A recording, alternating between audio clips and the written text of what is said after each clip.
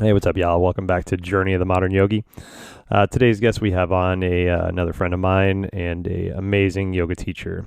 She's been a big inspiration to me in the creation of my classes and the different transitions that she goes through and the way that she kind of constructs her classes.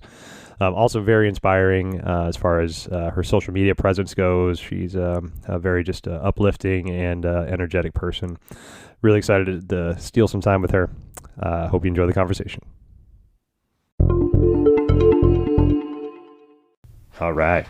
Welcome back to Journey of the Modern Yogi. I'm your host, Adam Reel. Sitting across from me is a lovely friend of mine and amazing yoga teacher. Very, very inspirational. I just got done showering her with compliments downstairs. Sometimes we don't realize the impact that we have in people's lives until they tell us.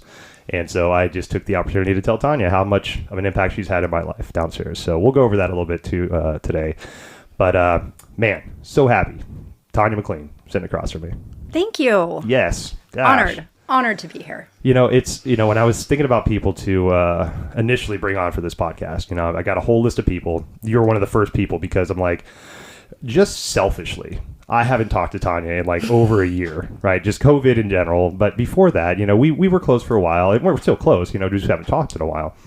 And I forget how impactful people are in our lives until you realize you haven't seen them in a while. It's like, well, shit, this is a great excuse for me to, one, check a box, get an interview down for my podcast, but also just reconnect with a beautiful human being. Absolutely. Gosh. Yeah. How have you been? What's been going on the past year for you? Oh, my goodness. Past year. Well, 2020 was fun. Yeah. How did you transition as an instructor? Because I know you do many other things outside of instructing, which we'll get to later, but that was a big change for all of us. First of all, we all lost our jobs. We were like, fuck, well, here we go with this. And then it's like, hey, dangle carrot, Zoom classes, right? And a lot of us, in my opinion, got into yoga because we don't like technology. We want to deal with people in a personal way. That's why we're around sweaty ass people all the time. So now you take all that away from us and you give us the the technology that we're all crushed by. And that is very flawed. And it's like, okay, here you go. Now try to piece together an income with that. Yeah. I couldn't get on board with Zoom. Okay. I couldn't do it. Yeah. I had the opportunity to do it several times, but I did record some virtual classes. Oh, cool. Yeah. So I did do that. Okay. That's what I felt was doable for me. Right. And were those did you start a channel or YouTube channel? Or were those for Sparks kind of? No, I did them for Spark. Okay. I did some through Spark, and then I did like a one-off class for a yoga mat company in Canada. Oh, wow. For their website. Very cool. Yeah, that's on there. So if you ever buy a mat from them, you can get like this little membership and you can take a class with me. Take a class from Tanya McLean. Was that something they reached out to you for? They did. That's awesome. Yeah, it was really cool. Was that through your Instagram kind of influencer stuff that you've been getting on? FYI, I do not like the word influencer. Okay. Yeah, what would you prefer? Any way, shape, or most form. Definitely. I'm just another white girl that does yoga. Okay. Like seriously, there's nothing cool about me. Beg to differ. Nah. Beg to differ. Nah. But okay, then I respect that. I respect that. Yeah. No, I don't feel like I'm an influencer in any way. Yeah. I don't think people shouldn't look up to me. Well, I had a buddy on the other day, and when we were talking about this, well, yeah, fuck shit, damn right. But and that's an unfortunate hazard of this job is that at times we are looked up to in a way that is, in my opinion, undeserving. Yes. We're just humans being, right? We're all just humans being. I'm just up there maybe dictating and facilitating your sweatiness. But outside of that, I'm just a human, right? I'm not any more special, less special. I'm just a human, right? Yep. And so sometimes we get that kind of like, that shock and awe, or somebody looks up to us and it's like, okay, cool. Well, let me just bring this back down to a human level, right? Exactly. Here's all the problems that I have in my life. And I feel like it turns into that sometimes. Like, I will get these messages and people are like, you're so inspiring. And I'm like, no, like, thank you. I appreciate it. Right. Yeah. But I'm just a human. Yeah. I'm just a human being. I'm no different than you or anybody else on this planet. Yeah. And I'm no different than a celebrity, to be honest. Like, I don't have like this big, like, starstruck celebrity, thing either. Because I'm like, they do all the things I do every day. Right. We put our pants on, we brush our teeth, and we fucking comb our hair and shit. Yeah. We're moving. Totally. Yeah. So it does. It catches me off guard, and I'm like, eh. Yeah. I bet especially with Instagram too, because at least with like a yoga studio, you can see the people and be like, hey, dismiss this right away. I'm a human. We're going to talk after class. Right. But with like Instagram and this quote unquote influencer word, right? You thousands and thousands of followers that might have some kind of like idea of who you are, which is vastly different than who you actually are as a human. So I've not experienced that. So I can imagine battling through that would be delicate, I guess. Yeah. Well, for me, I am who I am. Yeah. I don't change who I am on the things that I post on Instagram. Right. My captions are my own words. Yep. Like once or twice a year, I'll post a quote. Mm-hmm. But it's a quote that spoke to me. Yeah. That I wanted to share with other people. But yeah, other than that, those are my words, and I cuss on there, and I can hear your voice when I read your post. Do you? I love it. No, totally. I can totally hear your voice. I'm snarky. I can get really sassy. Yeah, it is who I am. Yeah. On the other side of that, I mean, the pictures that I choose to display for people to see. Yeah. I'm not gonna post my worst, obviously. Right. I mean, I'm gonna pick the prettiest one. Yeah. I'm gonna pick the deepest expression. Right. I also appreciate how you post videos of how you get into those poses sometimes, because I think that brings it to a realness level of like, we don't just snap our fingers and we're in this really precarious, awesome one-toed balancing pose with a foot behind our back. No, there's some shit that goes into getting ready for that. Yep. And here's the steps. Here's the awkwardness of the setup to go into all of that. I love that because it's humanizing. You know, that takes us back down to a level of like, I'm a human just like you, and here are the steps I've taken to become this human. You're welcome to walk that path too. Exactly. And even if I'm not, because I'm not always comfortable doing a video of how I get into something, but if it is something that I struggle with and I'm like, well, I'm not posting that shitty video of me looking awful, I will put it in the caption. Hey guys, this is what happened when I tried to do this. These were my struggles, you know? Now, with COVID, and to kind of tie this back to where we started, did you find yourself doing this more, or able to put more time towards this kind of avenue of your expression since you had more time, since studios were kind of shutting down? And I really didn't, actually. Okay. I didn't, for a couple of reasons. I didn't really want to be on my phone on Instagram any more than I normally already was. Right. I was already at the point where I was kind of dialing it back a little bit. Okay. My daughter and her son actually moved in with us when beautiful. It was they had their own place and everything. Yeah. But and they have a roommate, but her roommate worked at Boeing. And so that was kind of a scary thing. Totally. Anyway, so I'm just like, come home, be with us. Yep. So it was really nice because he was just starting to crawl, like move around and stuff. So I got to witness like him crawling and being mobile and like the babbles, and it was a really special time to spend with both of them. Yeah. And my husband, his life never changed. He still had to go to work. He was considered essential. Air quotes. Workers. I know you can't see that. Right. Air quotes. There's air quotes happening. So yeah, he went to work every day. So it was nice to have her there with me because I was stuck at home. I lost, my yoga. I lost my second home, my people, and and I kind of dove into a little bit more artistic things. I watched YouTube videos on how to paint. Cool. And I made I have a wall in my house now that my husband helped me display all of my paintings that I made during my little quarantine time. That's awesome. It's like the quarantine series wall. Quarantine series. Yeah. So I know that's totally off topic at yoga, but that's kind of. Not at all. That's awesome. Yeah. What mediums? What kind of painting are you doing? I was using oil pastels, which are really fun to play with. They look like crayons, essentially. Yeah. And then drawing with pencil kind of over that background that you create with the oil pastel. Right. And I've never been able to draw in my life, but I can follow directions really well. So YouTube was awesome. Hell yeah. Yeah. Wait, so was this your first time painting in a while, or is that you had kind of previous creativity? Well, I've always dabbled in things. Yeah. Making jewelry. I've made 20 quilts, probably more than that. Right. Yeah. Over the years. But yeah, I've never painted or drawn or anything. Good for you. Stick figures were a challenge. Right. Totally. That's where I'm at. Yeah, definitely. Yeah. Monica's a big artist, and I watch her in awe of just like, you just pulled that out of your head. Like literally, that just was in your head and now it's on a paper. Wow. Good for you. See, now that impresses me because I can't pull something out of my head. I have to see something. Yeah. Yeah. Well, that's awesome. Well, I think that's the training of seeing it in your head, right? Because fuck, man, I'm a musician by heart. You know, it's been a while since I've actually played for people, but I understand that struggle of like hearing something in your head, and it's like, okay, I hear it, I hear the tone, I hear the chords, I hear like everything about it, but when I try to transition that into a guitar or something, it just sounds like I'm running over a cat. I'm like, why can't I transition this over? Like I can hear it so clearly in my head, but now I can't get this down. God damn.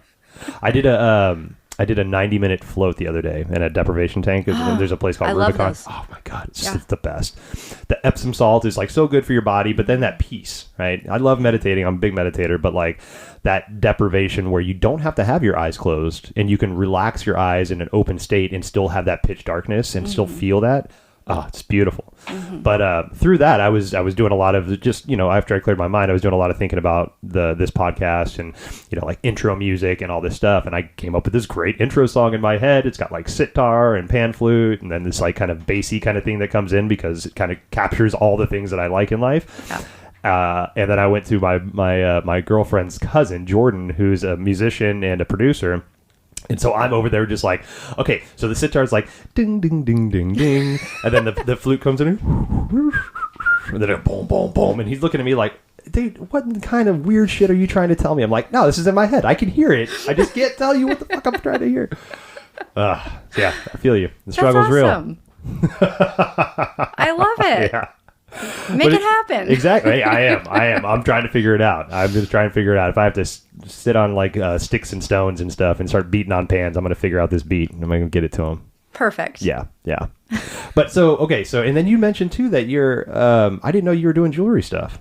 Yeah. Is that new? Is that with this free time as well? I guess, quote unquote free time. No, I started doing it a few years ago and it just started with like bracelets, just like bead bracelets and stuff like that. And I would only really did them for gifts.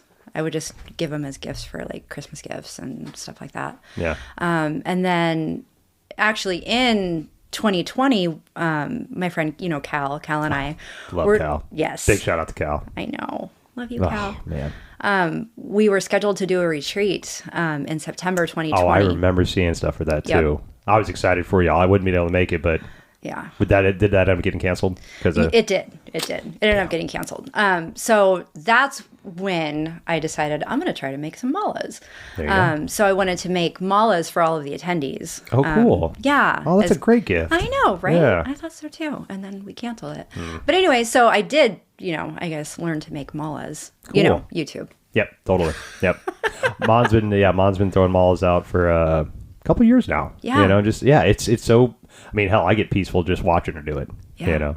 Well, and the first mala I ever got was from you that you made me. I remember that. Years ago. Oh my God, that was years ago. Yeah. Holy cow. Love it.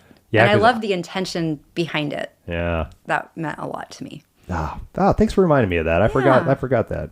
Because that was something I picked up too in this time was making bracelets. Yes. And I make these triple wrap bracelets, you know, using stones, using crystals and things like that. Mm-hmm. And it's been nice to, you know, one, supplement the income, you know, monetary style, but also working with stones on a regular basis and just that meditativeness of that repetitive nature of whatever you're crafting. Yeah. Oh my God, that was a form of meditation that I hadn't seen or hadn't experienced, and now I'm in love with. Just like that active meditation where you just get lost in the task that you're doing. Right. And you create a cadence, a rhythm as you're doing it. Totally. For me, until I screw up or it gets knotted up and then it's no longer meditative. Yeah. Then I swear and... Which can be meditative too. But can it though? So yeah. Okay. So I was reading something not too long ago about how animals, let's take a gazelle, right? So gazelle gets chased by a tiger, right? Tiger almost catches the gazelle, almost eats it, but the gazelle gets away. Tiger goes off on its thing, and you see the gazelle do that kind of like, after you see a spider, the humans, like we do that shake, that just kind of like, kind of shake. That is literally expending all of the unneeded chemicals that your body just had to go through with fight or flight, right? Oh. So literally, like sometimes, like when you get to that frustration point of like just cursing or just like, like getting that, just shake it out. Like that literally is something that we as animals, the animal side of us, used to do all the time, right? And so when you have those moments of like shaking out your anxiety or just like, kind of moving like that, that's a really good proven way to get some of that shit out of your system. Like I'll talk to my Reiki clients now about stuff like that, just having like a shake session, where before we get on the table, just do like close your eyes, think of something scary and just shake it out, right? Just shake it out of your system, get on the table. And so what the idea is that shakingness and that will start to release some of the blockages that you have in your energetic system. Mm-hmm. And then the Reiki kind of moves everything out. Once you get those blockages free, the Reiki kind of moves it all out. I did not know that. Yeah. So it's stuff that I've been playing around with. There's a book called Subtle Energies, I believe. That's like an encyclopedia for energy work. Mm-hmm. And so between that and just like the people that I know, the Reiki masters that I'm working with, just developing these different types of techniques that revert back to just what we did before we had to pay bills all the time and worry about when we just worried about killing mammoths and, keeping our caves hot. Right. Fascinating. Yeah. Right. I love that. Shit we've been doing for fucking centuries. All right. Well, there you go. Yeah. Shake it out. Shake it out. Shake that shit out, man. Which reminds me of just shake weights, which just always puts a smile on my face. Fucking shake weights, man. God, I love how that's become like a cultural icon of just like debauchery and just stupidity. It's just like throw a shake weight in there. Everybody gets it and they'll all laugh at it. I have a really funny shake weight story. Please. Okay. Me. Yes, please. When my daughter was about 6 months pregnant, it was her birthday, and we went down to the High Line in Seattle. I don't know if you've ever heard of it or ever been there. I think I've heard of it. I don't think I've been there. But it was at the time, it was a heavy metal vegan bar. Dope. Right? Great combo. Right? Hell yeah. So my daughter's vegan. Yeah. I'm mostly vegan, and my other daughter, Peyton, is vegan too. Yeah, big shout out Peyton. Yep. Hey, Peyton. Anyway, it was bingo night. Okay. So obviously my daughter's not drinking because she's pregnant. We're all, have a couple drinks and it's bingo night. And Peyton actually said, hey, I want to play some bingo. And so got some cards and we all sat down and we all, were playing bingo. I don't even know what the game was. Yeah. But it was one of those ones. They always give you that free center one. Oh, yeah, totally. Well, my daughter, Andrea, who's pregnant, gets bingo. And we tell her, we're like, dude, you got bingo. Like, yo, bingo. You got bingo. Yeah. And so she's like, are you sure? And I'm like, yeah, you get to use the free space. You got bingo. So she goes up there, hey, got bingo. And they're like, yeah, no, you actually didn't get bingo because you can't use a free space in this game. And your punishment is to take the shake weight and walk around the bar shaking it. So just picture that, 6 months pregnant, shake weight, walking around the bar, sober. Oh my God. Not having it. Yeah. Did she have just like the look of just despair on her face? Just like, go F yourself. Not happy. I love that. Did you get a picture of her? I don't think we did get a picture of that. That should have been a video. Probably message it, Maybe she can laugh about it now, but probably that should have probably just added fuel to the fire. Yeah. It was hilarious. Oh, I love that. I worked at a bar for years. I never thought about demoralizing somebody by making them carry a shake weight around. Well, there you go. I love that. We used to have a code word. So one of the restaurants I worked at, we did tours. We worked at a brewery, and so we'd have people come in late sometimes. And so we're like, okay, cool, yeah, you can join the tour, but you got to give them the code word, and you have to say it in front of the whole group. And it wasn't a nasty code word, but it does sound pretty odd and disgusting. So the code word is moist porpoise. Oh, God. Right, exactly. It's a dolphin that's wet, right? It's exactly what it is. But it's a horrible combination of words. Right. I love it. Yeah, totally. Yeah, we find our ways, Oh, my gosh. Okay, so you transitioned. You were doing some jewelry stuff, and then the Zoom just didn't click with you, right? No, and I didn't even try it. And I just know myself well enough to know that I'm an in-person teacher. Okay, I'm not. I don't want to look at a screen and try to connect with somebody that way? Tough, yeah. Did you do any of the Zooms? I did. Yeah. So Mon and I, we jumped on the Zooms pretty quick with B1 and Bliss. And then we also started a YouTube channel for yoga, which I think might have normalized it a little bit for us. It made it not so awkward because we, even before we started the Zoom stuff, we started the YouTube channel. And so it was, got the work, the kinks out of being in front of a camera, not teaching to people that are actually physically there. The whole shebang with the Janet Jackson backup microphone on your head and all this crazy shit. So got used to it that way. But, to be fair, like I actually did enjoy teaching the Zoom classes at home or when it wasn't tandemed with the studio class.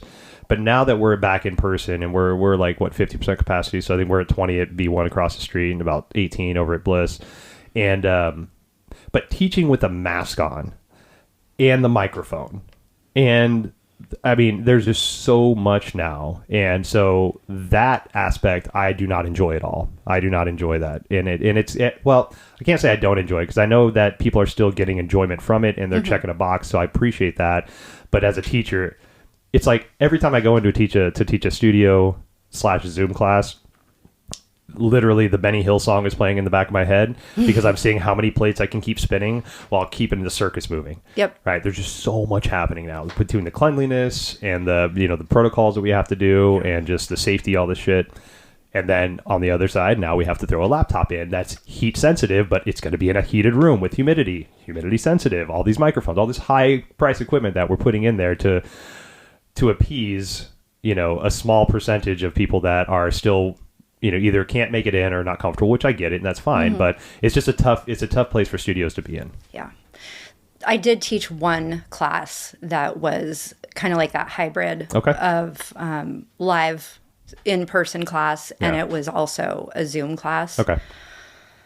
Oh man. Yeah. I don't know how, people do it. It's weird. It is weird because I feel like all of my, and maybe I'm not a good multitasker. Maybe that's part of it. But all of my attention is on the people that are in front of me, the live bodies that I have in front of me. Right. It's really hard to have in the back of my mind that there's these other people, right? That are watching and doing, and that I should also be watching. Yeah. So that piece was really hard. But I only did it one time. No, I get it. Yeah. That part of it is really hard for me too because you want to be able to give everybody the attention, right? And luckily now, I can't remember when the switch kind of happened, but I think it was probably once we got to this phase that we're at where we have 50% capacity, that the people that are on Zoom now are at least the ones that people that are coming to my classes. I know their practice. I know they know what they're doing, and so I don't feel so obligated to stay within camera range, right? Yeah. I don't need to stay on my mat. I don't need to stay doing all the poses because on top of that, we're moving teachers. Like we move around the room, which is precarious now. But so we move, we're very intricate in the flows that we design and we put together. Like there's a lot of moving parts to it. So to wear a mask, sweat your face off, have to do every single weird, precarious transition with the group because you need to be on your mat now. There's so many layers of like conditioning that I was not ready for getting back into this. And man, I mean, in one way I feel like I'm in better, I guess if you want to say shape or conditioned for it, but the ability to get that conditioning was treacherous. It's hard. Just get thrown back in there and be excited because we have people, and now it's like, okay, cool, we have people, but now here's all the things you have to put on your face. Right. Here's all the things you have to monitor. Now go out and make me proud. And stay away from the people. Yeah, stay away from the people. Yeah. I accidentally touched a guy's foot the other day. I would like this young man that's been coming to my classes for a while now. Great practice. He always asks me good questions after class. I love this gentleman. And but I found myself in class the other day, and he was in Warrior 2, and his right knee was forward, and it was severely in towards the arch, just like bad. And I'm like, oh fuck! And I just went over to him, and I just pulled his knee back to where it was, and I was like, shit, I'm so sorry, I just touched you. And he looked at me like, I don't fucking care. I'm like, I get it, but still, like, class of 20 people, I just touched you. Doesn't look good, but it's just like, it was just a reflex. I'm like, dude, So my theory with adjusting people is if I don't know your practice, I'm only going to adjust you if you're going to hurt yourself. but I typically only adjust people that I know. This was pre-COVID times. Yep. So both I knew him and I knew his practice and I knew he was about to hurt himself. So like my instant just like yoga teacher jumped in and was like, nope, put your knee over here. Like, oh fuck, I got to go sanitize my hands now. Yeah, I have the same. That's kind of my whole guideline for touching people too. Yeah. Well, in the before times. Yeah. Before COVID. Have you done any workshops or anything since this all came back in? No. Yeah. No. Yeah, it's strange. I'm in the middle of a 3-part workshop right now, and it's a fundamentals workshop, right? So we want to be able to like teach you what's going on, the basics, and alignment and modifications are big on that. And so one of the things that I worked on last time, we have another one this coming Saturday, and but I basically got a box of rubber gloves for every single person, and I just put them in front of their mat. And when I went over to them, I changed my gloves, I put on new gloves, I had my mask on, and I would touch their knees or touch their foot or wherever they need to be at, take off my gloves, throw them in there, and go to the next person. That's a creative way to do it. You know, so I know it's not the best like as far as like environmental goes, but you know, well, fuck, man. This whole last year has been an environmental shit show. God, I know. It seems like we were doing so good on, you know, getting to a point of like understanding recycling and, you know, reusing things. And, but now everything is single use. Yep. And there's so many masks and moist towelettes just blowing around in the wind now. I was just remembering to bring all of my reusable bags to the grocery store. Just remembering. Yeah. And then, yeah, I can't. Yeah, we can't. Yeah, exactly. Now we're stuck using their stuff again. Gosh, man. It's been a mess. Yeah, it has been. It has been. Yeah, but, I miss touching people. Yeah. I do miss that. And I will, with other instructors, if they take my class, I will touch them. The ones that I know, and I know that they're comfortable with it. Right. But yeah, I'm not. I mean, it's a lot more verbal cues, and it's a lot more of me 6 feet away from a mat saying, hey. Which, I mean, especially with new people, you want to, I'm the same. Like, I won't really touch new people. Yeah. I won't do anything with new people unless they're doing something super unsafe. Exactly, yeah. Until I get to know them, I'm going to leave them alone, especially if they're new to yoga, because I don't want them to feel like they're being called out. I don't want them to feel uncomfortable. Exactly. In any way, shape, or form. Yeah. So. Yeah, it's already, there's so much self-confidence that needs to happen and to overcome self-consciousness to get into a yoga studio. Yeah. And then to be the one that is like adjusted all the time. Or, no, I get it. And I'm right there with you on that. Man.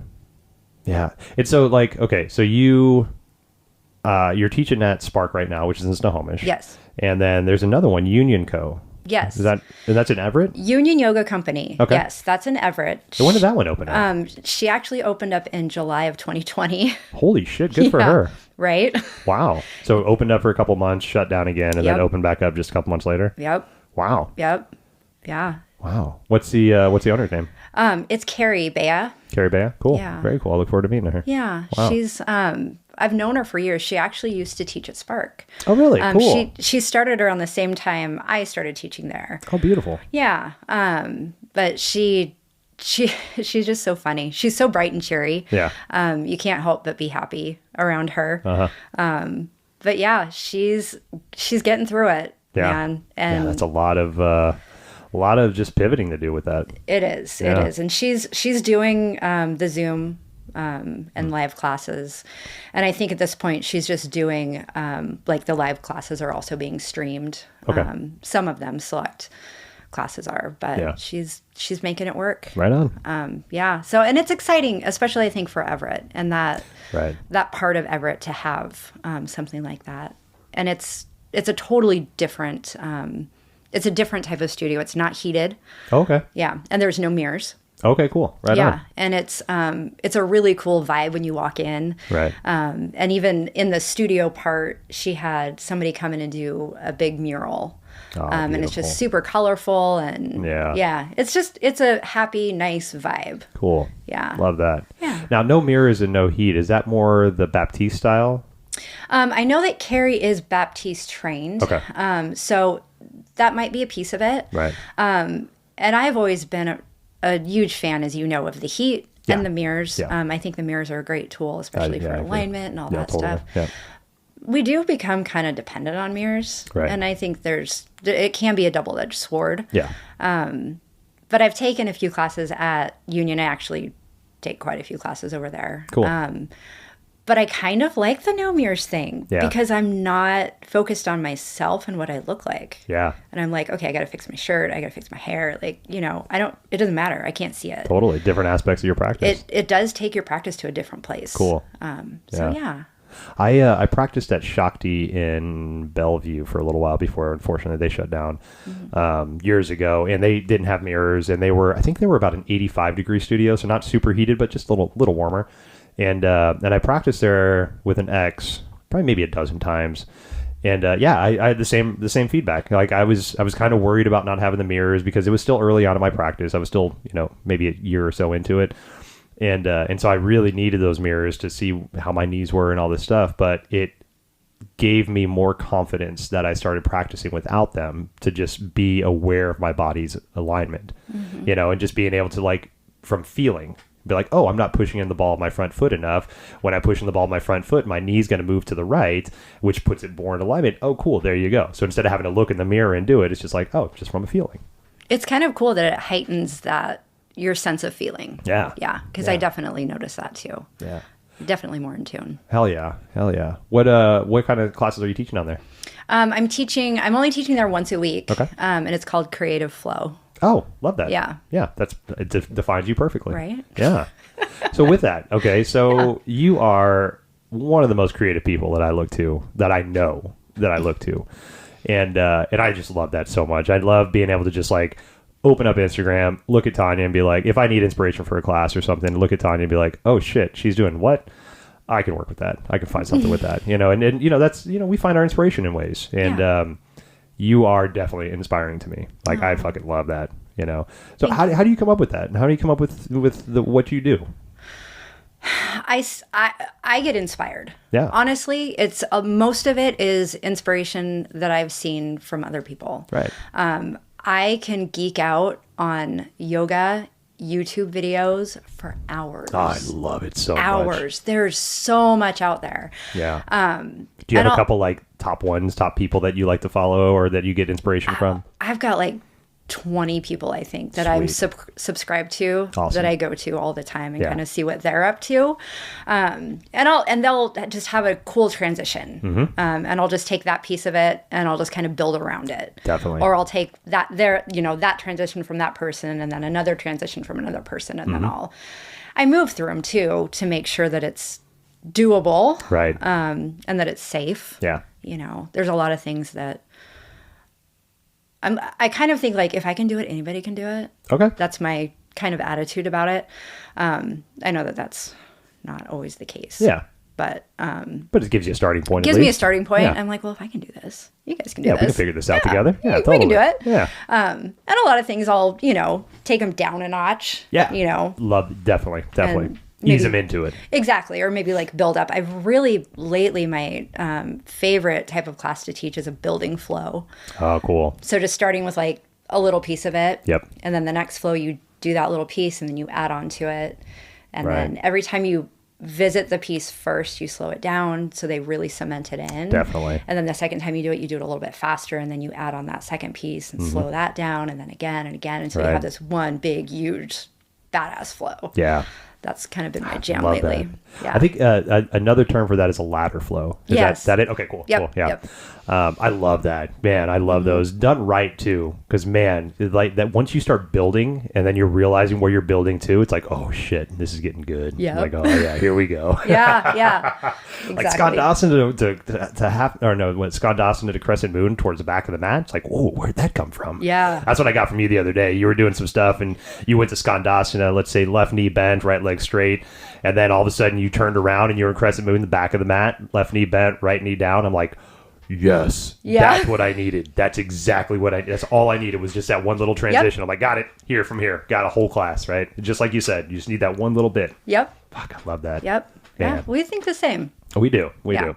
As you know, when we just started talking downstairs, you were like, well, I was excited that you asked me to be in an interview with you. And I'm like, well, that's exactly why we have very similar thought process. You know, we would talk after class for like all the time, right? After our classes, you know, whether when I was teaching there or if I took one of your classes, you know, we would sit there and chat, you know, and it's just so good. And that was the connection. It's like, I think that's why subconsciously I always go back to you, is because I know that we have similar thought process. Same with Cal, right? I'll look to Cal sometimes too with that, and just like, what the hell's Cal doing? Because she is wacky as shit. I know. She is so flexible and so goddamn strong, and just so like she can do shit that I've never even thought of doing. And so she moves like a dancer. Yeah, it's the way she moves. I'm like, oh man. Give me your moves, girl. I remember before she even started teacher training, I would teaching classes, and I'm like, I would just get lost. You know, sometimes I still get lost. Like David Wilson, a guy that practices over at B1. Mm-hmm.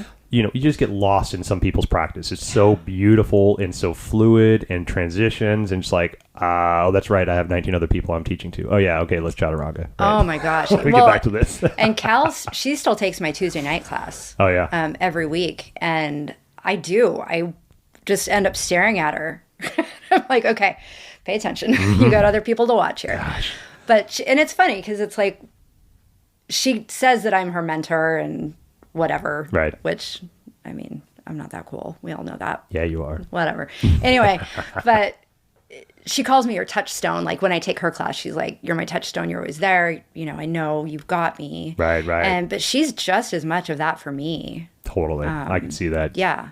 Yeah, so I love seeing the you guys partner up on some of those poses and stuff on Instagram too. Yeah, like really cool, those partner poses. That was a baby born out of COVID. Yeah. Our cool. Little rogue baby. Yeah. That was the second shutdown, the second time that the studio shut like down. November, December time. Yep. Okay. We were just like, well, what are we gonna do now? You know, it's like we just got back and now we're shut down again, and you know, I don't want to lose, you know, not seeing each other at least for, you know, all that time.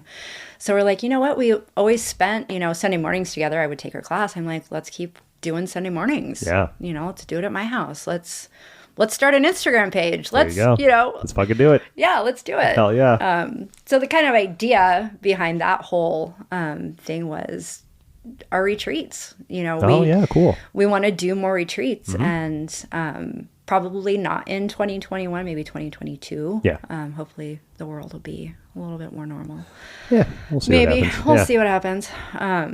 But yeah, just kind of finding our people, the people that vibe with our style. Yeah. Which is, I mean, the more weird esoteric people we can find in our lives, like, yeah, let's round them up. Give me all awesome. The weirdos. Totally. Bring me the weirdos. Oh God. Love them. I mean, that's like part of this podcast is just self-serving. I get to talk to awesome weird people about cool weird shit that people would look sideways at us and we were talking on the street. I love it. Oh man. So we keep talking about your Instagram stuff, and I don't think we've actually explained what you do as far as, no, you're not an influencer. Yep. I air quoted there. But you do, so you have an Instagram page called Ethereal Flame? Yes. Okay. And through that page, you're doing a lot of just amazing different poses. Mm-hmm. A lot of them are very precarious, like whether they're balancing poses, they involve chairs, folding chairs, they involve partners. Mm-hmm. So talk to me about that. How'd you get started with that? Oh gosh. I started my Instagram page probably, I think I started it in like 2015. Okay. And I don't think I think my first post was my dog. Okay. And I think it got like 2 likes or something like that. Uh-huh. And then I was still practicing at Hot Yoga Inc. at the time. I don't even think Spark was opened yet. Okay. And wow, which HYO would you been at? Mill Creek. Okay. Mill Creek, yeah. That's a fucking hot studio. Right? God damn. Oh, man. That was my first ever hot class, just to sideline this whole Instagram thing for a moment. Wow. My dental hygienist was like, hey. Yeah. We talked about yoga. I didn't know anything about yoga. She's like, you should come with me sometime. Yeah. I'm like, okay. I was having a lot of shoulder pain, just repetition. I sat at a desk for 8 hours a day on a computer, and I would go to the doctor and they would give me painkillers and muscle relaxers. Yeah. That's all they would ever do. Yeah. That's it. And Terrible. I'm like, okay, this really isn't going to work. Right. So anyway, I'm like, sure, I'll go to yoga with you. And that's where she went. And it just happened to be the only class that worked for us was a 90-minute hatha. Ooh, damn, you dove right in, huh? That was my first class. And I was like, okay, yeah, it's hot in here. Yeah. But I love the heat. I'm always cold. So I love the heat. This should be my jam, right? Right. So we're going, and I'm probably 20 minutes in, and I'm like, I am killing it. I'm doing so good. Yeah. I'm doing so good. Feeling it. And then like 5 minutes later, my vision started to go like kind of in and out and like fuzzy. And I'm like, I'm going to fucking pass out. Yeah. I'm going to go down. So I'm like, okay, I'm done. So I laid down on my mat. Even laying on my mat, it was so, like I couldn't, like, you know how when you're in bed and you get hot, you just move your leg or your arm and you find a cool spot? Right, totally. Yeah, that didn't exist. Yeah. There was no cool spot. It was miserable. But I stayed there. I stayed in that room for 90 minutes and almost died. And then somehow I went back. Yeah, right. Exactly. That's the funny part is that you went back. How did Not I that do you that? made it through it, but you actually went back. Yeah. Anyway, so man. studio at the time was doing like some kind of a challenge, Okay. An Instagram challenge or whatever, like post a pose, you could win a prize type of thing. I'm like, sure. My husband and I had gone hiking. Okay. I think we went up to Pilchuck is where we went. I think side plank was like the pose. And I'm like, hey, take a picture of me doing side plank up on this rock. Yeah. And so I did. And I think that was my second post on Instagram. Right on. All right. Yeah. And then from there, it's just, I started just looking at Instagram more and following more people that were doing yoga on Instagram. Okay. And just kind of seeing what they were doing. And they were posting all these gorgeous pictures. And it was just really, really inspiring to me. So I started joining challenges. Right. And it was like, basically, this is the pose you do today. And do this, challenge for however many days it goes, and you could win a prize, blah, blah, blah. I never really cared about the prizes, but I cared about the creativity that I found there. Right, yeah. The different poses that I saw that I didn't see in a yoga studio. I didn't get to do when taking a yoga class. Right, yeah. Yeah, a lot of those poses that you do would be the hardest thing for me to try to cue to somebody. There's no way. Yeah. Like 90% of my Instagram is not something I'm going to teach in a class. Right. Like it's for me. It's not, I'm not out there for anybody else really but myself. There you go. There you go. So yeah, it just kind of went from there. I just started playing in all the challenges, and I think there was a time I was doing like 5 challenges at a time. Wow. So it was like 5 pictures a day, and it was putting in work. I know. It was a lot of work. So then I, kind of toned it down from there. And then other people would start reaching out to me, and I would start hosting challenges with them. Oh, cool. Yeah. And then creating the challenges, which I find really fun, to kind of come up with the themes and the styles and, what kind of poses do we want to do every day. Oh, yeah. And just the cheering other people on, is really fun for me. There you go. I love that.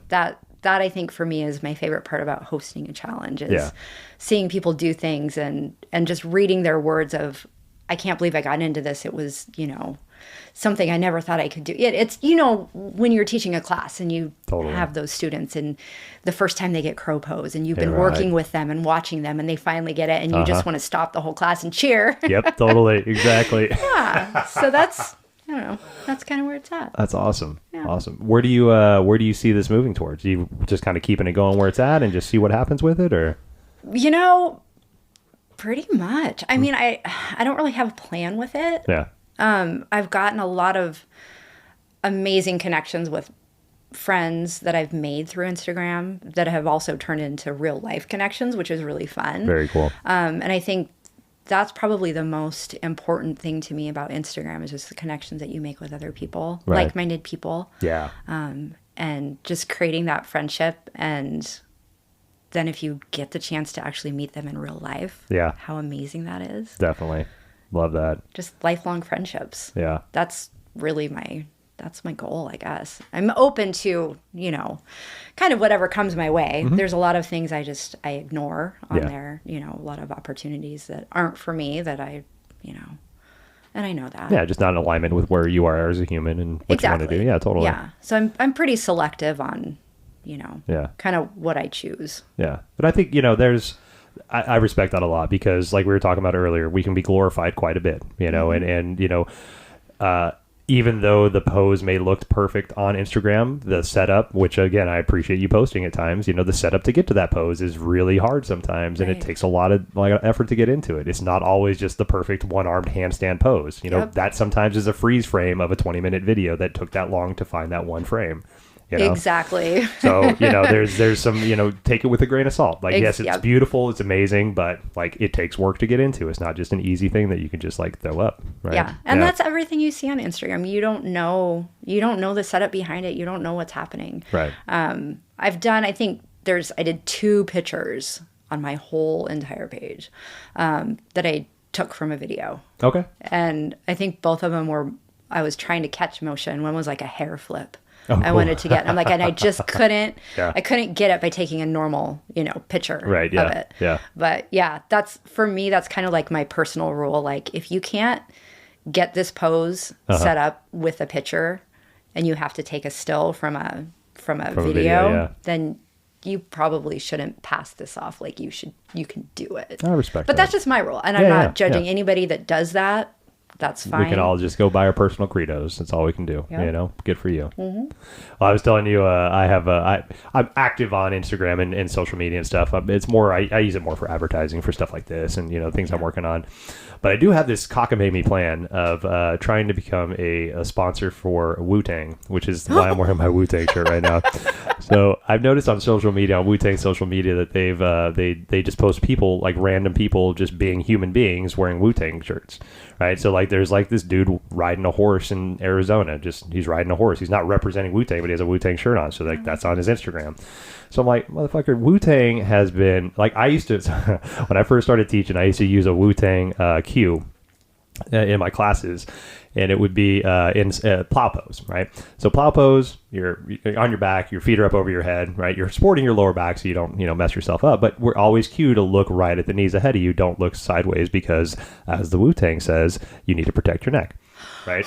Protect your motherfucking neck, right? So I've been saying that cue for years, right? I just love it. And some people get it, some people don't. I'll get some chuckles. But, I feel like I remember this cue from your class. Love it. You've probably heard it many times. And so like, dude, so in my head, I'm like, well, Wu-Tang needs to be represented by some yogis, right? So I got some Wu-Tang shirts. I'm going to go out take some Wu-Tang pictures of me doing like weird ass handstands and inversions and stuff like that and send it to the social media marketing and see if they want to use it. I love it. Fuck it. Why not? Like, I do weird yoga shit all the time. I just throw a Wu-Tang shirt on and have somebody take a picture of it. Oh, my God. Yeah. We'll see what happens. Do it. You might see me on Wu-Tang social media soon being like, protect your neck. Since 1993. I'm going to share it. I'm going to repost that. So, yeah. Hopefully I'm going to get some pictures done soon. My buddy Camo, big shout out to Cam. I had him on a couple weeks ago. Actually, he'll probably be the first podcast that I put out. He's a photographer, a yoga instructor and a photographer. Oh, cool. And so he's got like that level of like, he knows what poses should look like and he knows how to get you where you need to be and then take that beautiful picture. So I'm going to do some Wu-Tang pictures. I love it. Yeah, totally. Oh my God. I'm going to work my way in there somehow. Well, shit, I just found out that Snoop Dogg, which doesn't surprise me at all, I just found out that Snoop Dogg has a blunt rolling man on his staff that he pays like probably $60,000 a year, I think. That just all he does is rolls blunts, follows him around. Only job. Only job is roll blunts for Snoop, right? Probably rolls about a case of Swisher Perfectos a day, but he gets paid pretty decent money just rolling around with Snoop Dogg, rolling blunts. So I figure I'm like, dude, I can be Wu-Tang's yoga representative. Hell yeah. Oh my God, do it. I love it. Yeah, we'll see what happens. It's perfect. And I want to know how to apply for that job. I know, for right? Snoop Dogg. Yeah, I know. I'm $60,000 a year. Yeah, and I can roll a decent blunt. Shit, man. I had my younger days. I'm pretty good with my hands. So, there you go. Yeah, you never know, man. I might be pivoting to Snoop Dogg's blunt roller. I teach love him yoga and roll blunts, man. I could be like meditation guru and everything in one.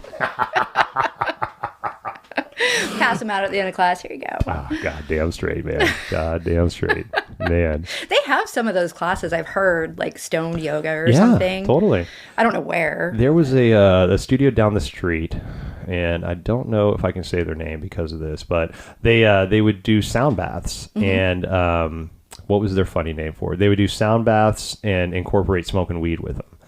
And they had some fun punny name for him. I can't remember what it was. That's funny. But our buddy Richard Grace used to do them. And okay. And so he would go down the street and he would, do the whole intro and be like, hey, this is sound healing. This is the science behind it. And then literally be like, okay, take a 4-minute, 20-second break, back here. And then everybody would go out to their cars, come back in, just super blazed, and they would do a sound bath. That's rad. So, I mean, and now myself, you know, one of my pivots has been sound practitioner, you know, so I've been doing sound healing and Reiki healing and things like that. And I'm an avid cannabis user, use cannabis all the time. Not before I teach, not before I do Reiki or energy work. There's, you know, certain times and places. Right. And so, but it's so funny because like as a sound receiver, I would go to sound baths high all the time. Like I really appreciated that journey, and I would, you know, be able to check out a little bit deeper, but still stay present. And but as the sound practitioner, the person doing the sound, not at all. No. I'm stone cold sober going into that because I've tried it both ways. And I was going to ask if you tried. I have, and you know, and maybe down the road I might get comfortable with it, but at this point in time, like when I'm still on a path to understand the energies around me and the intuition that I've been ignoring for I'm 40 years old, so probably 38 years. And through that, I want my senses to be as clear as possible to be able to receive messages or receive, you know, any kind of things that are being asked of me. You know, I'm constantly every single day I'm asking for more connection to my spirit guides, spirit animals, and ancestors. And so, and again, I do think that sometimes the use of some kind of like outside influence, whether it's cannabis or psilocybin or some kind of thing to help you get to that point, is okay, but that's a personal journey. I don't want to involve other people in my personal journey. Right. And so when I'm the person holding space for the healing to happen, I want to be as clear-minded as I can. That's awesome. Yeah. Reiki. Yeah. Reiki. When did you start doing Reiki? So Mon and I took the journey about 3 years ago for our first levels 1 and 2. Cool. And then we did our level 3, the master training, not even a year ago, I'd say. And it was with a friend of ours. We did it online during COVID times. And but as soon as we were able to have people back, we've been practicing here now in our house. And it's been amazing. I was very hesitant in the very beginning about whether or not I'd take clients and what I would do with this kind of energy work. And but I feel as fulfilled as I do teaching yoga as I do holding space for people during Reiki treatments. Really? Yeah. Okay. It's really great. And it's, I think I chose to do this because it was something Monica wanted to do. And we were looking for more things that we could do together. Right. And so I'm like, yeah, of course that makes sense. You know, this is a realm that I'm interested in, but you're passionate about it. Yeah, most definitely. Let's do it. And so my intentions on getting into it weren't really clear in my head, but with Reiki 1, the main takeaway with that is you learn the basics of Reiki, but you basically walk away with you practice on yourself, right? You learn how to do Reiki on yourself. And through that journey, it was, I want to say 6 months that I did that. I learned, 1, that I did not love myself. And I learned, 2, that self-Reiki taught me how to love myself. And it was so emotional, right? And because like I didn't grow up like super male dominant, you know, I'm not like this like strong fucking, you know. Yeah. But I grew up in the South, right? And in the South there's a lot of like just, you know, preconceived notions, right? And so you kind of have to fit into this moniker whether you want to or not. And so, you know, I've been struggling with weight my entire life. You know, I've struggled with relationships, all that stuff. And you know, as annoying as it sounds, all that stuff that it all comes back to you as the human, right? There's no outside influence that's making you upset or making you unhappy. It's you. You haven't figured out something inside of you. And so that's what Reiki helped me find out, was that it helped me understand that it was me. And that's not bad. But if I'm going to fix it, I have to find how to love myself. And It is on me. Yeah. It is on me. You know, I tell my kids this all the time. I have 2 kids myself. And, you know, I can create an environment of happiness for you, but I cannot make you happy. Oh, I love that. Right. So like I can put all the cool things that you like in life. I can create all of this environment. Like for my oldest daughter, Peyton, we have, you know, shared a daughter with the same name, you know, books, right? Get her all the books she needs, get her all like the snacks that she needs, just let her be her introverted self and do all that stuff. But all I'm doing is creating the atmosphere for her. I can't force her into that happiness, right? It's up to her to walk into that, you know? So, So that was me walking into Reiki and finding that I did not love myself and I didn't know what that meant. And then through that 6-month period, I found that like, oh, I can accept me for who I am. Oh. Yeah. I'm so happy you did that. Yeah, it was great. That's great. Awesome. Yeah, thank you. And it's been it's been a cool ride. It's been a cool ride. And now being able to hold space for other people, while they find their healing journeys. Do you find when you have somebody on your table, because I know for me, for teaching a yoga class, it takes a lot of energy. Yeah. Compared to teaching, how is that as far as your energy level? Right. Yeah. No, that's a great question. It's a different exertion of energy, but it's very similarly draining at times. It can be. What I've been working on is creating and this is also with teaching yoga, is creating those energetic boundaries of I'm here, I'm going to hold space for you, but after we're done, I'm not taking any of this with me. And so one of the practices that I have with Reiki, for example, is at the end of our practice or at the end of our session, I'll have my hands on the person. We'll thank our spirit guides and everybody for coming in. And then we physically cut any emotional ties, any energetic ties. And I'm like, literally, I'm using my hands as scissors right now. And I like literally go over myself and I'm usually at the person's head and I'm like right over there and I'm just like cutting any energetic ties, like literally doing it. And then I have a big piece of selenite wand that I'll wand the entire person afterwards while I'm saying the closing prayers and things to one, energize their body, but also to cut any energetic ties that we might have connected with through this, external world that we're talking with. And since I've been doing that now, I've been able to preserve my own energies and not feel drained after doing like 2 or 3 Reiki sessions a day. Because the first time I did 3 Reiki sessions, I literally like almost crawled out of the room and into a bathtub. I'm like, I am so fucking drained. Like, I don't know what energy I took with me, but that was like, I called my Reiki master and I'm like, I need to get better about protecting myself. See, that would be my fear too, would just be to take all of that on. Yeah. Maybe we need to talk more about that. Yeah. I feel like I take a lot on. We do, most definitely. Like teaching. Yeah, most definitely. Yeah. I never really thought of it I never really thought of any kind of a tool to kind of cut that tie. Yeah. You know what I mean? Like after the class is over, just kind of like not take it home with you. So one thing that I do also with as a teacher, when I do my, thanks for being here, be in Shavasana as long as you like, I'll do that in my head. I'll sit there at the door and mentally cut any strings with me and say like, I'm letting you be back into your space. I'm returning to my space. This is all, and then just, separate from there. So have those, those physical moments of like, it might be like you literally like shutting a door between you and the class. And that's your physical, like, this is me stepping away, right? This is me, you leaving you in your space. I'm taking my space back. We're good to go. I'm going to take that with me. Yeah. Yeah. Cool. I'm going to think about that. I'm at a place where, and I've always been at this place where I can't really teach a lot of classes in a week. Yeah. It's very draining. Yeah. What's your max right now? I'm only teaching 3 a week. Okay. Yeah. Which, I mean, it isn't a lot, but actually, no, I'm going to counter that because you said that you only teach vinyasa classes right now, right? Yep. That's one of the most difficult classes to teach, not only to teach because you're physically exerting yourself, but creatively. Like, that's not just walk in, drop a class. Like, you prepare for your classes. You have playlists that go with your classes. Like, there's a lot that goes into that. And it's been a while since I've taken your class, but if I still remember, they're not cookie cutter classes from one to the next. They're very different from class to class. No. And I will only plan 1 class a week. So I teach the same class for a week. I love that. I do the same thing. There's no way I can. You got to save that mental clarity. Most definitely. Yeah. For many reasons, there's, why I do that. But I take about 3 to 4 hours a week to plan a class. Yep.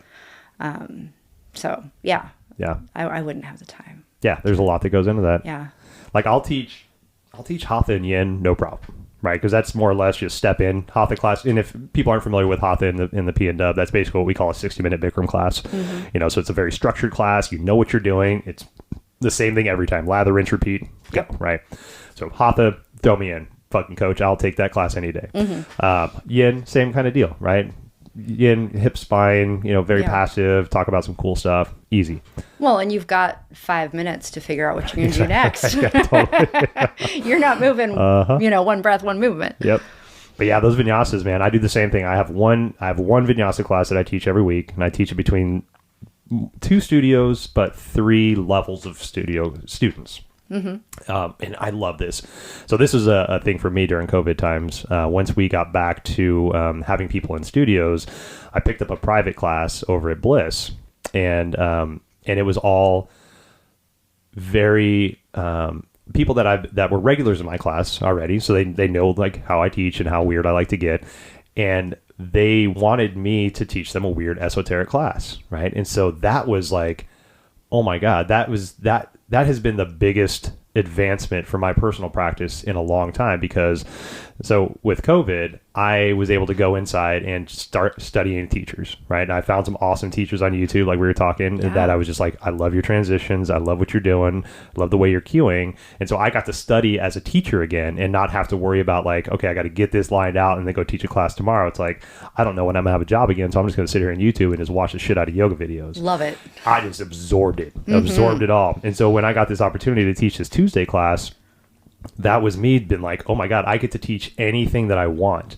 All the weird transitions, right? You know, and be able to work through that, because sometimes like, you know, we get the shiny new toy syndrome, right? Where we're like, oh, that's fucking cool. I'm going to teach that. But like, how do you cue something weird like that? Like, how do you get that, you know, from here to there? Sometimes we see a pose and all we know is the pose, but all the lead up to it, we got to figure that out, right? And so those Tuesday classes became that for me, where I got to beta test a lot of shit out on these awesome, amazing patient yogis to try to figure out how they want to deepen their practice through the esotericness of my personal practice.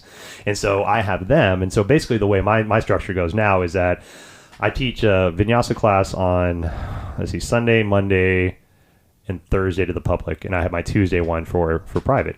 And so on a Tuesday, I'll go in there and I'll beta test a class. It's just the weirdest class I could possibly do. And then I'll have it ready for Thursday for a traditional class, right? So I'll have it pared down, you know, into an understanding of what like a normal, I guess, quote unquote normal class would be able to achieve. And then I have 2 other classes to finalize that until the next time I reinvent the new class. There you go. It's perfect. Like, I love that. It's the best for me. You get to do like a trial run. Exactly. Like a practice run. Yeah. And be like, okay, is this really feasible for like the majority of the bodies in the world? Totally. And since they all know me so well, like literally we'll be in the middle of a transition and I'll have somebody be like, what the fuck is that? And I'm like, yeah, exactly. Okay, so cool. It's so laid back and you all just, oh, I love it. Yeah, like I'm playing Run the Jewels and Raging Against the Machine and shit in there. It's like we're talking about like fucking weird ass shit. It's like, this is the best class ever. So cool. Yeah. Like I love this class so much, and it's not on a schedule. It's literally a private class. And so the time frame on it is very, you know, it's limited. But, you know, when I was looking at time to, in my week to shave work so I can focus on things like this podcast and things like that, I don't want to get rid of my Tuesday class, because that's like the most creative control that I have to be just a weird human being and have people accept me for it. To really be yourself. Yeah. To truly be you. I had this idea for a yoga class, and I haven't been able to figure out how to really pinpoint it yet. But so with teachers like yourself, like myself, like Cal, like these people we keep talking about, Zach Halley, who is my inspiration. Jesus Christ, Zach Halley. Love Zach. That have their own way of teaching. It's not like Ashtanga. It's not Baptiste. It's like, you know, you're a hybrid of an amazingness, right? That's what we are, right? Yep. And then we just figure shit out. Yep. So the idea that I have is to have a rotating class. Don't call it a level. It can be a level 1, level 2, whatever the fuck you want to call it. But so it would be like Tanya's interpretation of yoga. Right? And so like, say like it's a Saturday, a 2:00 class, a 75 minutes, say 75 minutes, just to give people some time to be weird. Yep. So 75-minute class, it rotates through 5 or 6 teachers, right? So it's not the same person every time. And you never know what you're going to get, because it's that person's interpretation of the yogic practice. Right. So you can come in on Adam's day, right? Adam teaches like second Tuesday of the month or second Saturday of the month at 2. And all we're going to be doing is inversion transitions the entire fucking class, right? And then next week you come into Cal's class and she's teaching these awesome weird fucking back bends and shit, you know, using walls, using blocks. Like, you never really know what you're going to get into, but you have all these amazing esoteric weird fucking teachers that just love to explore the body in different ways and to just get weird. Just get fucking weird with it. I'm gonna have everybody with their legs behind their head. Right, totally. All the time. Let's do it. So that's I'm trying to figure out a studio that would be willing to kind of like beta test that with me, is like, hey, we have like for Spark, for example. I mean, Jesus Christ, you guys have, and it's been a while since I practiced there, but you have like Chuck, you have yourself, you have Cal, you have Timmery, you have the fucking Hallie. I mean, all these amazing people that have like very cool practices in their own right, but also have explored yoga in their own ways. Yeah. Right. And so like, let's see what Hallie can do for 75 minutes and like not put a label on her. Yeah. Right. If she wants to do a 75-minute yin class, fucking great, man. Right. But you know what? You never know what you're going to get. I love the idea of not labeling it. Yeah.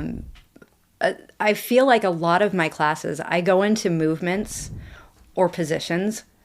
They're not fucking poses. Right. They're not, you're not going to find this in any yoga book or whatever. It's creative movement. Mm-hmm. This week I'm teaching a wide-legged forward fold to a kick through, to a swing it to the back, like a little no-hand grasshopper, baby grasshopper thing. Ooh. Like, what? That's not a thing. Totally. Yeah, you're not going to find that in Bikram's poster. No. Yeah, no. It's movement. Yeah. It's cool movement. Yeah. I love that. There's a Instagram person I follow called Authentic Movements. Yes, I follow them too. Actually, one of my Instagram friends turned real life friends. She lives in Renton, is doing teacher training through them. Oh, cool. I saw there. I would love to hear how she does with that. Yep. How that program is. I continuously get asked about teacher training programs, and I don't have any that I can refer right now. So I would love to know, if the success with that one. I'd love to be able to offer that. Yeah, I agree. And I'm with you. I don't know of any.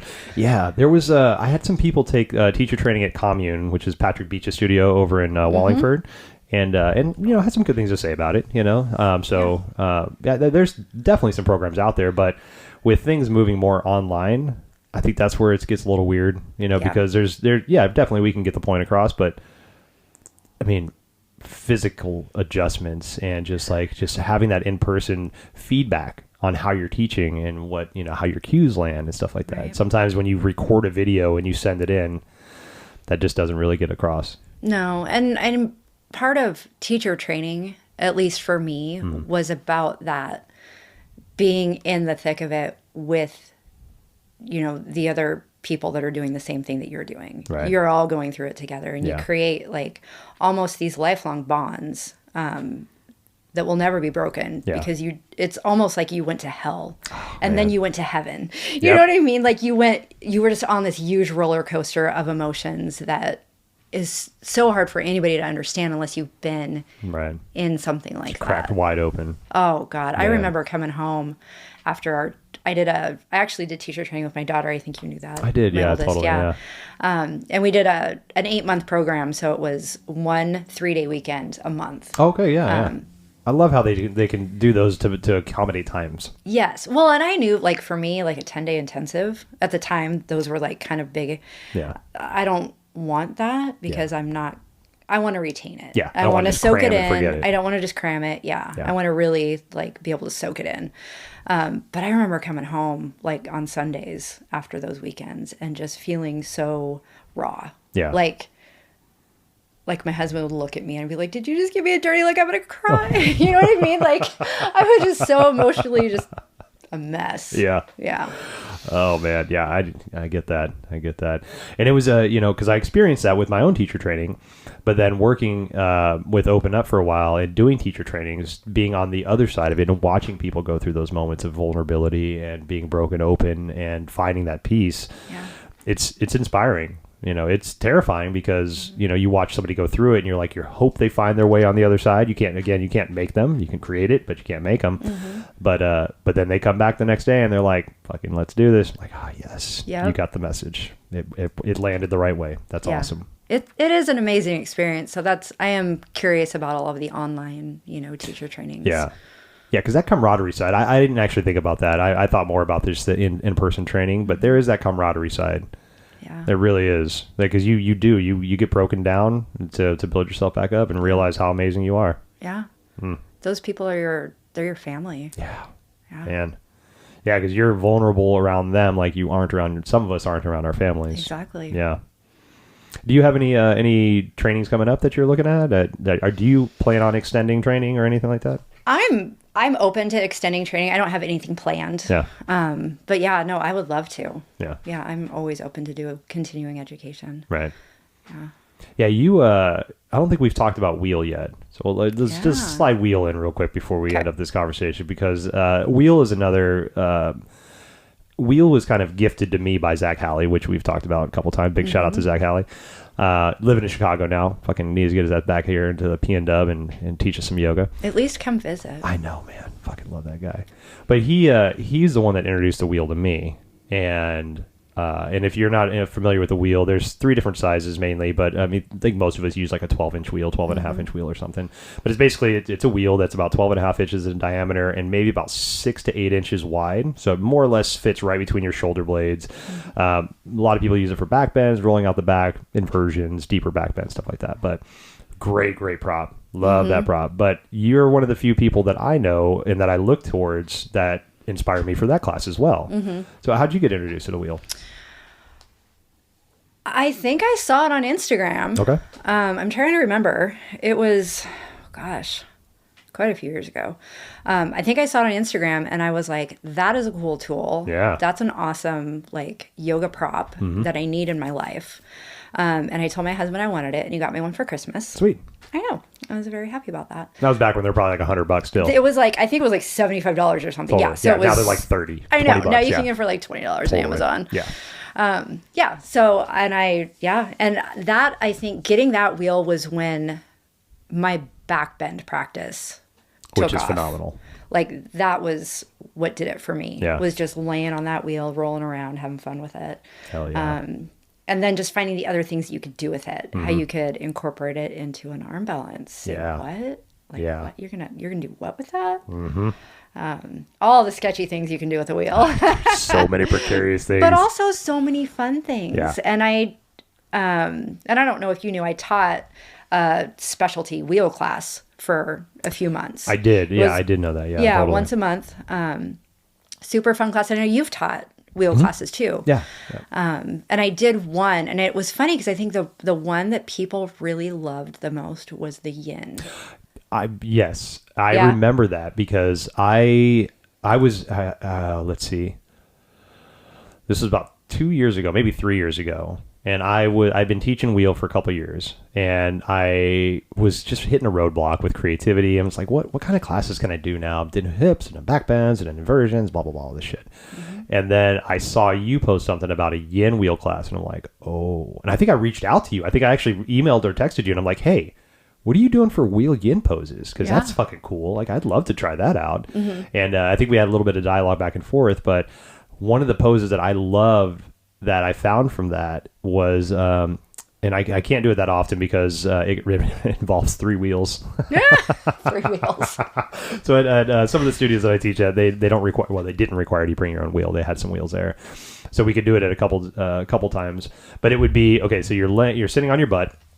You have a wheel under each knee. Knees are about a little outside of hip distance, and then you're relaxing back on a wheel behind you.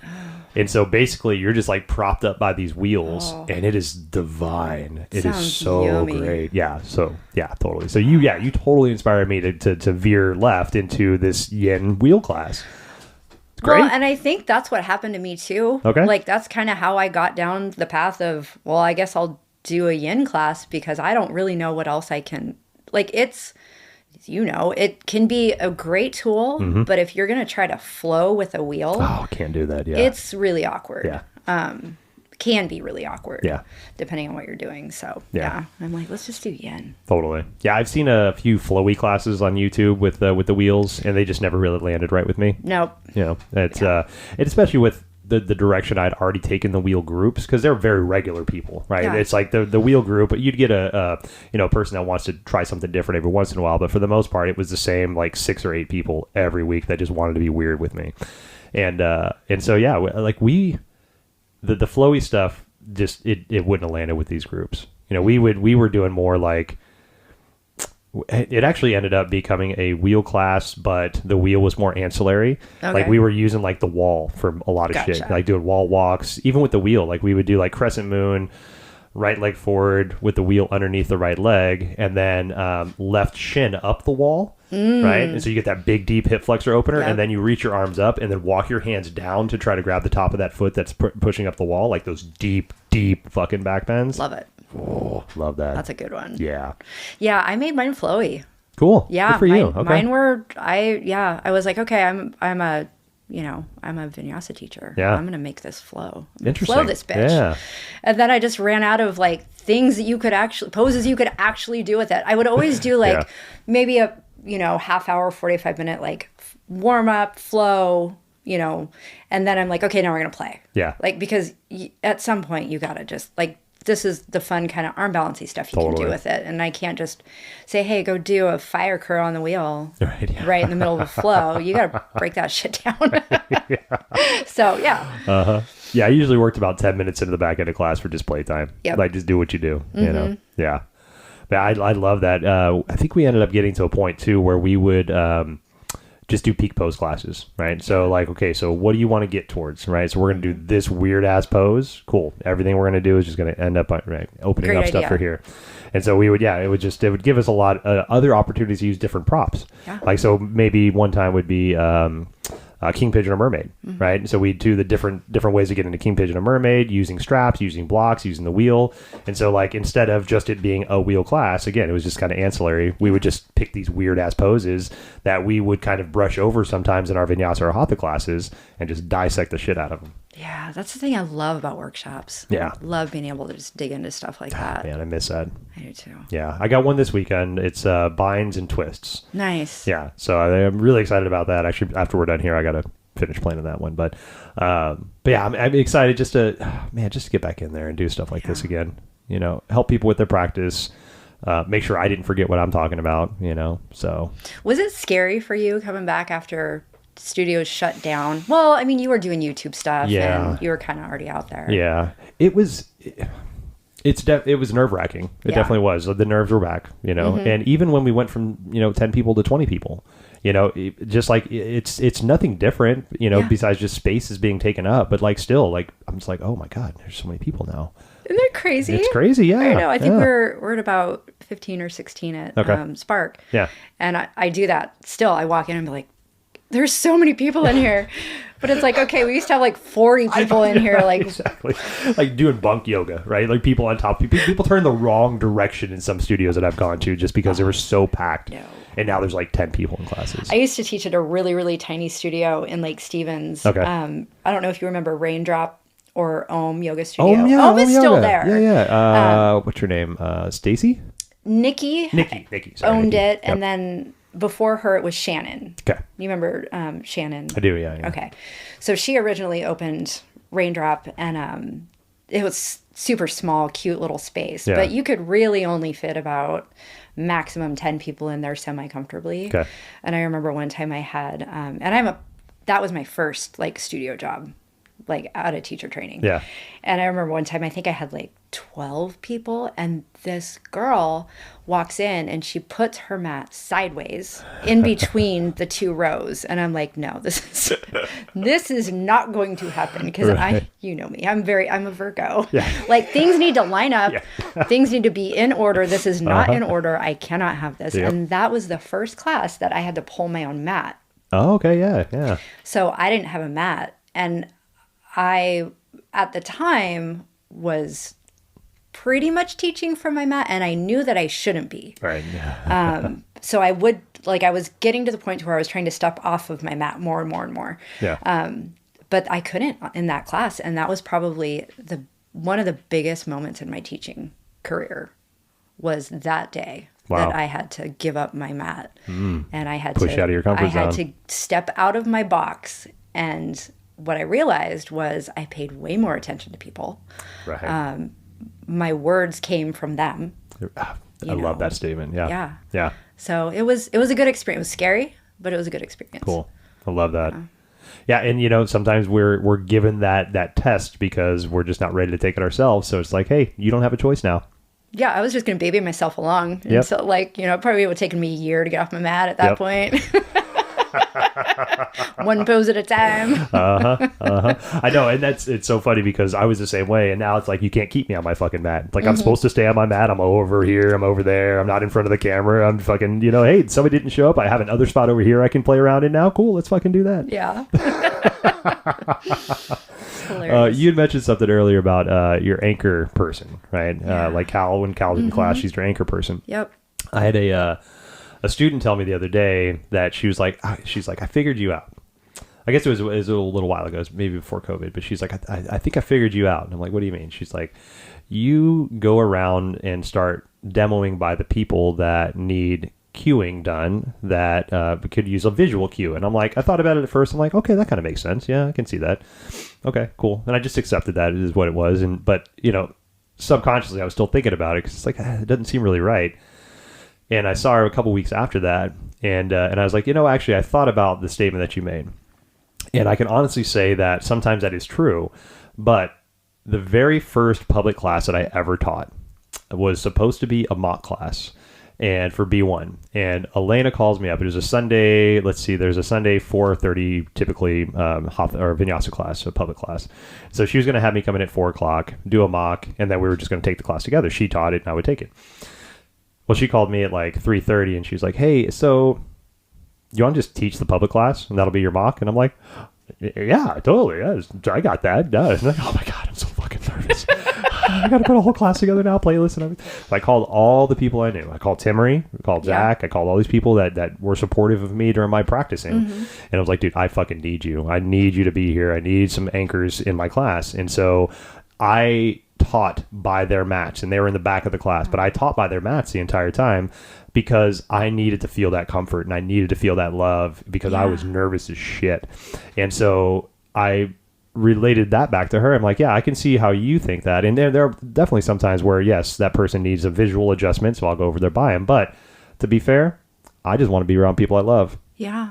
So if you see me by your mat, fucking, I just need like, it's like a hug almost. Right. It's just like a circumstantial hug. Like, I'm just by you because you got good energy. Comfort. Yeah, exactly. I want some of this comfort and this energy, and I know that this person has this, and this is like your safe zone. Definitely. Yeah. Definitely. Oh.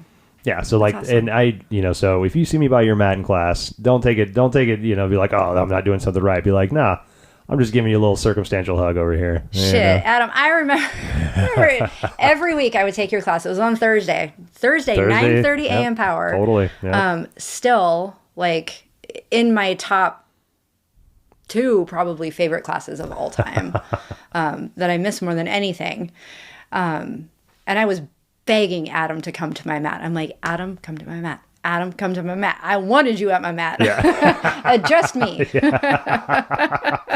Oh, I know, man. I miss those adjustments. Give the best adjustments. Actually, it's so funny. I found there's a YouTube video. I'll send it to you. That Zach gave me when I first started teaching, and it is a great adjustment video. It's awesome. The most awkward thing I've seen because it's a small man adjusting women, and like he gets all up in there, right? So say you're in downward dog, and there's an adjustment in downward dog that I would never even do to you, and I know you very well. I wouldn't even fucking do it to Monica, and she's my goddamn girlfriend. But basically, you're in downward dog, and the adjuster comes up behind you, so your legs, right, comes behind you, your butt and legs are facing, and then places hands on the insides of both of your thighs, right up by the thigh crease, and then pulling out and open, which feels amazing. It's a great adjustment, but like, you're very, very just facially close to somebody's nether regions, and your hands are very close to somebody's nether regions. Yeah. And just like, again, it's a great adjustment, but there's some stuff like in there. It's like, oh, I don't know if I'll ever do that. Yeah. I don't know if I'll ever find somebody I'll do that adjustment on. That's a ballsy one. Yeah. And that's like the more tamer of some. Oh, really? Okay. I need this video. Yeah, I'll send it to you. It's fucking great. Yeah. I'll actually put the link in the show notes too, so everybody could fucking experience the awkwardness together. I'm excited to geek out on this one. I know. And it's like, it's so funny because I found it and I'm like, well, I don't know what I can do with it because like I can't touch people right now. Right. But I'm gonna bank it. Maybe we should just do like you know what? Everybody's friends here. We all love each other. Just come on in. We're just gonna do a fucking fun yoga class and get adjusted. Yeah, let's put it on the calendar. Let's do it. Because I'm like, somebody please adjust me. Yeah. God, man. I know. Once Mom gets back from Alaska, she's been up there for 6 weeks. You know, at least when she gets back, like she can, I'm taking yoga down the living room. She can give me adjustments in child's pose or something like that. Like, I fucking love that. Yep. Yeah. It's one of the best parts about yoga. Yeah. Is the adjustments that are forbidden. I know. It's all taboo now. Oh, well, Tanya, thank you so much for joining me today. You're so welcome. Great time talking with you and catching up and just hearing what you're up to. And, I've known you for a while, but it's good to know some of your history and some of the reasonings why you do what you do, and it's always lovely. Thanks for having me. Yeah. This has been awesome. Awesome. Well, thank you all for joining us too. And we'll leave a little some stuff in the show notes for you. But if there's anything you need, just reach out. We'll get back at you. See you next time. All right. Thanks everybody for listening. That was the lovely Tanya McLean. If you need any information for what we talked about or any links to some of the stuff that we chatted about, you can look in the show notes. Please subscribe to the podcast if you like what we're doing, and reach out if you have any questions. Love to hear from you. Yeah, we'll see you next time. Obeisance to you all.